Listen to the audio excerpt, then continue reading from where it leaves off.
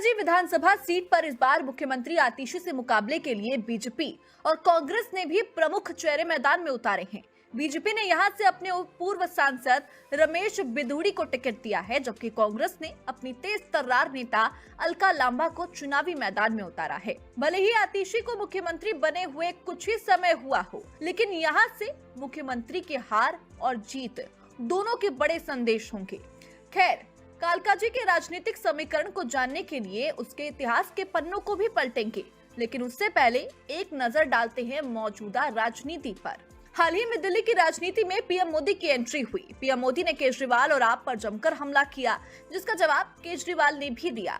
लेकिन इन बयानों के बीच बीजेपी के कालकाजी से उम्मीदवार रमेश बिधूड़ी का एक बयान खूब चर्चा में है, जिसने दिल्ली के मौजूदा राजनीति को गरमा दिया है। अरे ये मार्लिना, ये तो सिंह बन गई भैया, चेहरा ही नाम बदल दिया।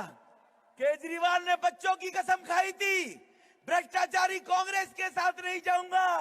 मार्लिना ने बाप बदल दिया, पहले मार्लिना थी, अब सिंह हो गई। ये इनका चरित्र है। वायरल वीडियो में बीजेपी नेता रमेश बिधूड़ी के कथित बयान पर दिल्ली के मुख्यमंत्री आतिशी ने भी पलटवार किया। आतिशी ने पलटवार करते हुए कहा कि बीजेपी महिला विरोधी है और ये जग जाहिर है, और ये चिंता की बात है कि इसी बीजेपी के हाथ में दिल्ली की सुरक्षा व्यवस्था है। रमेश बिधूड़ी की टिप्पणी ये दिखाती है कि बीजेपी की आखिर मानसिकता क्या है। आप चुनाव के लिए इतनी घटिया हरकत करेंगे? कैसे बुजुर्ग व्यक्ति को गालियां देने पे उतर आएंगे? उधर रमेश बिधूड़ी के बयान पर खुद केजरीवाल ने भी मोर्चा संभाला और वार किया। केजरीवाल ने सोशल मीडिया प्लेटफॉर्म एक्स पर पोस्ट कर लिखा, बीजेपी के नेताओं ने बेशर्मी की सारी हदें पार कर दी हैं। बीजेपी के नेता दिल्ली के मुख्यमंत्री आतिशी को गंदी गंदी गालियां दे रहे हैं। एक महिला मुख्यमंत्री का अपमान दिल्ली की जनता सहन नहीं करेगी। दिल्ली की सभी महिलाएं इसका बदला लेंगी।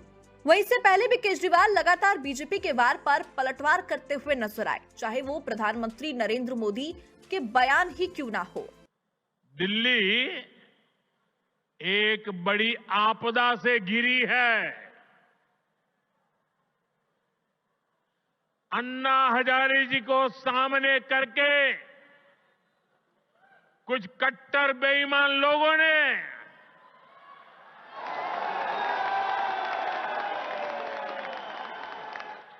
दिल्ली को आपदा में धकेल दिया। शराब के ठेकों में घोटाला, बच्चों के स्कूल में घोटाला, गरीबों के इलाज में घोटाला, प्रदूषण से लड़ने के नाम पर घोटाला, भर्तियों में घोटाला। ये लोग दिल्ली के विकास की बात करते थे, लेकिन ये लोग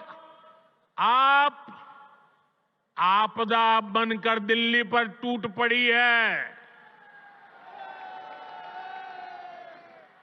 ये लोग खुलेआम भ्रष्टाचार करते हैं और उसका महिमा मंडन भी करते हैं।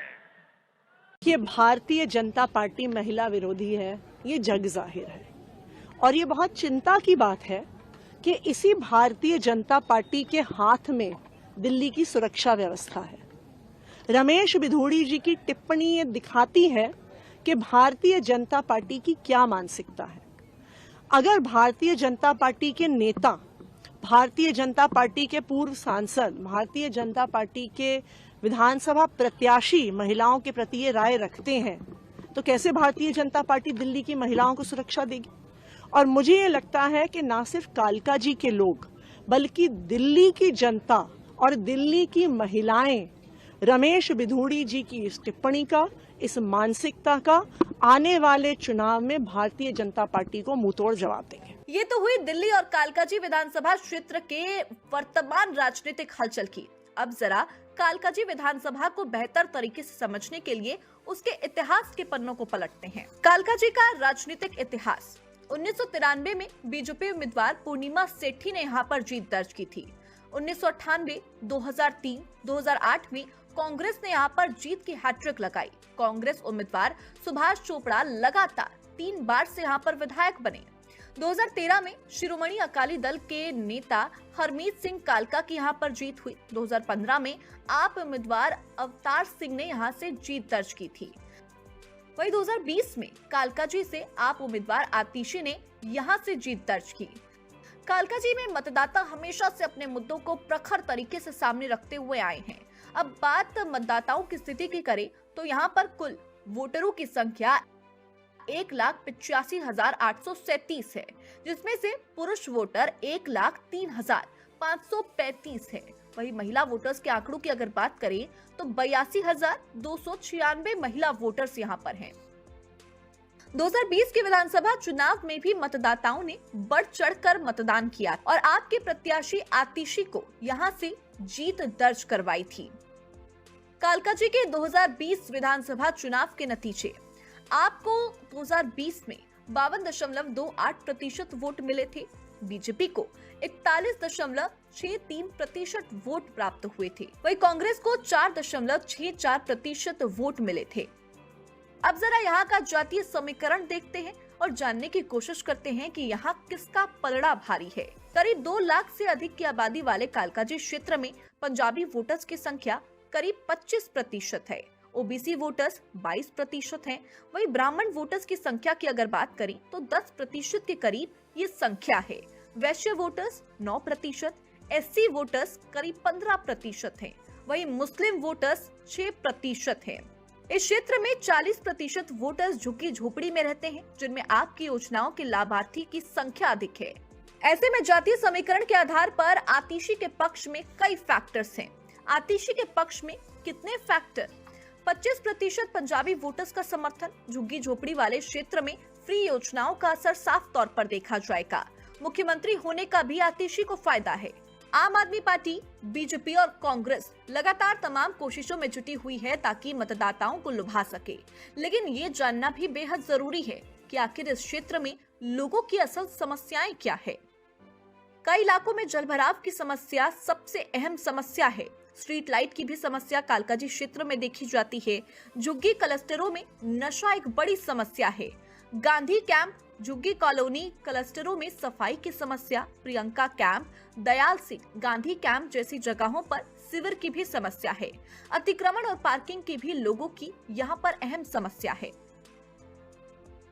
हालांकि कालकाजी में निगम के 3 वार्ड हैं और मौजूदा में तीनों वार्ड पर बीजेपी का कब्जा है, जो आतिशी के लिए चुनौती देने वाला प्रमुख फैक्टर है। और रमेश बिधूड़ी जो बीजेपी के प्रत्याशी हैं, उनके लिए फायदे का सौदा होगा। उनकी बेबाकी और हिंदू वाले बयान वाली छवि को देखते हुए सीट की लड़ाई बेहद दिलचस्प हो जाती है। वहीं कांग्रेस की एससी और मुस्लिम वोट बैंक पर फोकस रहने की उम्मीद है। ऐसे में कालकाजी के इस बार के समीकरण को देखते हुए मुकाबला काफी कांटे का होगा। एक तरफ आतिशी आपकी फ्री योजनाओं और अपने काम के दम पर वापसी करने का दावा कर रही हैं, वहीं बीजेपी और कांग्रेस अपने जातीय और सामाजिक समीकरण के बल पर अपनी अपनी जीत का दावा ठोक रही हैं। ब्यूरो रिपोर्ट, देश न्यूज।